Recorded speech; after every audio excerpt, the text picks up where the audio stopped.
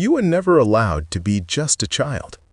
Not because someone said it out loud, but because someone had to hold everything together. And it was you. When someone asks about your childhood, you hesitate. Not because it was terrible, not because it was perfect, but because you're not sure whose childhood you're supposed to describe. Yours, or the one you engineered for everyone else. While other children were playing, you were auditing the emotional climate of the house. You weren't the rebel. You weren't the invisible one. You were the family's unpaid deputy, promoted from toddler to middle management without ever seeing the job description. Psychologists now have a word for this dynamic, and it explains more than you think. Go back for a moment. You can hear it, the specific sound of the front door opening.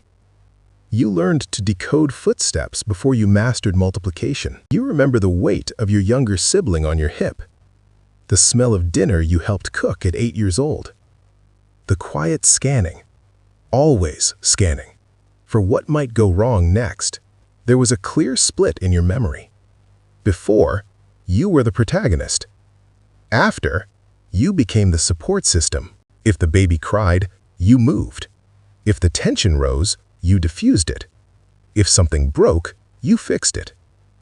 You became fluent in anticipation.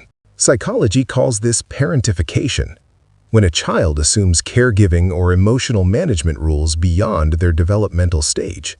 Research in developmental psychology shows that children raised in high-contingency environments, where stability depends on their responsiveness, often develop heightened prefrontal cortex activity linked to planning and emotional regulation.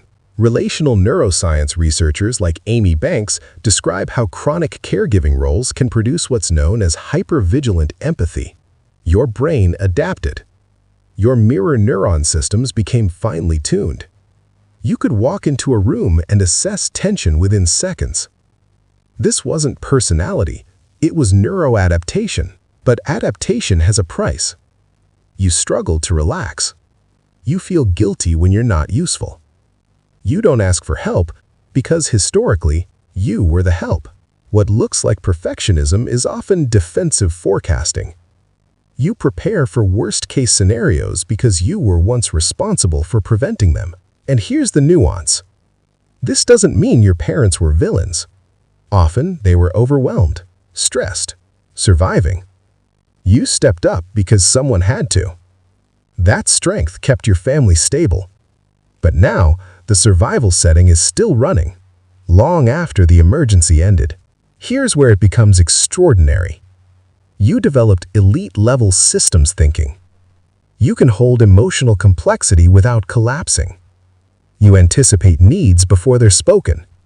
You manage people and logistics simultaneously. You are relationally bilingual. You understand dependence and independence at the same time. Authority and nurturance. Strength and softness. Modern leadership theory increasingly emphasizes emotional intelligence and systemic awareness, capacities researchers like Daniel Goleman helped popularize. You've been practicing those competencies since childhood. What once protected your family now positions you as an architect of stability.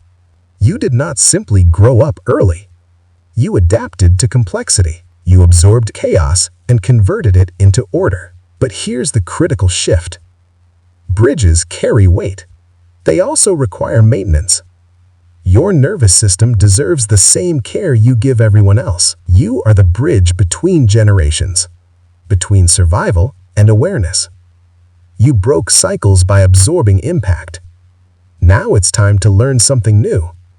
You don't have to keep earning your worth through usefulness. You've already done enough. If this resonates, you're part of a story psychology is still unfolding. Subscribe, and let's continue exploring the invisible roles that shape us.